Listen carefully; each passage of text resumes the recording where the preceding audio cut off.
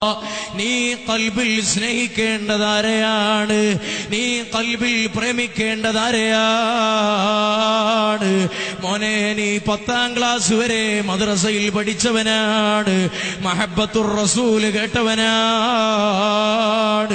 നീ +1 സ്കൂളിലേക്ക് പോകുമ്പോ, അല്ല ഡിഗ്രി പഠിക്കാൻ വേണ്ടി കോളേജിലേക്ക് പോകുമ്പോൾ വഴിവക്കിൽ വെച്ച് കണ്ടിരിക്കുന്ന പെൺകുട്ടിയല്ല, അവളെയല്ല നിന്റെ ഖൽബിൽ നീ പൂവിട്ട് പൂജിക്കേണ്ടത്.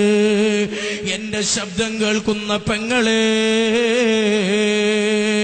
മദ്രസയിൽ വെച്ച് പഠിച്ചില്ലേ ഹറാമാണെന്ന്, ഉസ്താദുമാരുടെ വാതിൽ കേട്ടില്ലേ ഹറാമാണെന്ന്, അതൊക്കെ ബോധ്യമുണ്ടായിട്ട് പോലും ഇന്നലെ മെനിയാന്ന് ബസ്സിൽ വെച്ച് പരിചയപ്പെട്ട ചെറുപ്പക്കാര്, അല്ല കോളേജ് കോമ്പൗണ്ടിൽ വെച്ച് പരിചയപ്പെട്ട നിന്റെ ക്ലാസ്മേറ്റിനോ അല്ല നീ ഖൽബിൽ സ്നേഹിക്കേണ്ടത്, നിന്റെ ഖൽബിൽ ഇടം കൊടുക്കേണ്ടത് മദീനയിലെ രാജാവിനാ. നബി സല്ലല്ലാഹു അലൈഹി വസല്ലമ തങ്ങളെയാണ് ഖൽബിലേറ്റേണ്ടത്. അല്ലാഹു നമ്മുടെ മനസ്സ് നന്നാക്കി തരട്ടെ. എത്ര മഹാന്മാരെ ചരിത്രത്തിലൂടെയാ നമ്മൾ കടന്നുപോയത്. അവർക്ക് ഏറ്റവും വലുത് ഹബീബാ. അവര് നേടിയ വിജ്ഞാനം നേടാൻ നമുക്കായിട്ടുണ്ടോ?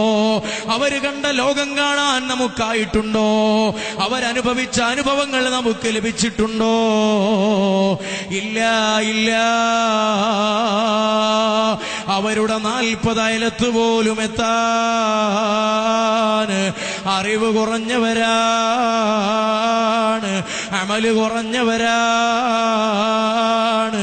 ഈമാൻ കുറഞ്ഞവരാണ്. ഉള്ള ഈമാനിന് തന്നെ യഖീന് കുറഞ്ഞവരാണ്, യഖീനിൽ സിദ്ഖ് കുറഞ്ഞവരാണ്.